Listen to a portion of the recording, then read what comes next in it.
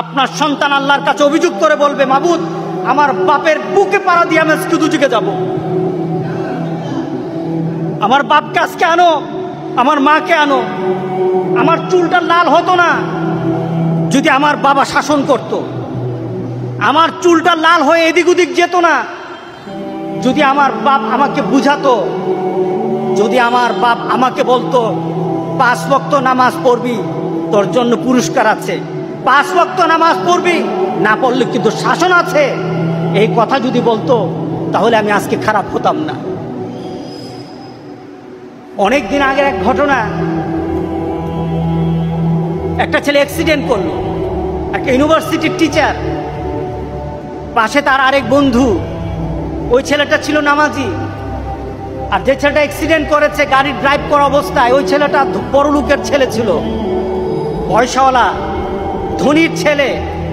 আল্লাহ কি আল্লাহর লাগে নাকি? নামাজ কি নামাজ আর লাগে নাকি? মুহাম্মদ সাল্লাল্লাহু আলাইহি সাল্লামের নীতি কি? এই নীতি ছাড়াই তো সুন্দর নীতি আমরা পাই। ওরা আল্লাহ রাসূলের শিক্ষা পায় নাই, পরিবার থেকে শিক্ষা পায় নাই, অ্যাক্সিডেন্ট করলো। যে ছেলে পাশে বসা ছিল নামাজি ছেলে, ওই ছেলেটা ইনজুরি হলো, সেই হালকা আহত হয়েছে, আর এই ছেলেটা খুব বেশি ইনজুরি হয়ে হসপিটালে ভর্তি, অ্যাপোলোতে ভর্তি। মা অনেক পয়সাওয়ালা, বাবা অনেক পয়সাওয়ালা। ছেলের ব্যাপারে বলা হলো লাইফ সাপোর্টে ছেলে, মার পাশে ওই ছেলেটা বসা। ছেলেকে কিন্তু মাঝে মাঝে ক্রিটিসাইজ করতো এই ছেলেকে, কারণ এই ছেলে নামাজ পড়ে, এই ছেলের দাঁড়িয়ে আছে, ক্রিটিসাইজ করতো।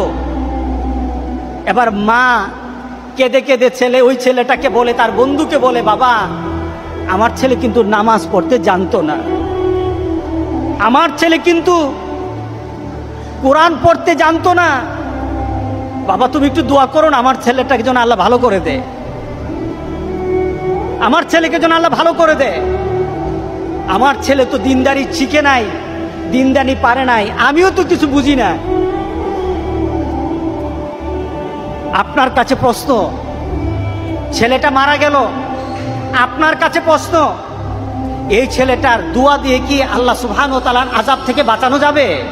না, দোয়া দিয়ে বাঁচানো যাবে না। ছেলে যখন, গ্রামের একটা কথা আছে,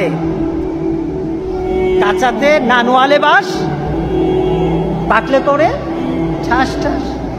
ছোট কাল থেকে যদি তুমি তোমার বাচ্চাটাকে আল্লাহ এবং রাসূলের নীতিতে নিয়ে আসতা, এই ছেলের জন্য কেউই দোয়া করুক আর না করুক, আল্লাহ সুবহানাহু ওয়া তাআলা তাকে কবুল করে নিতেনি।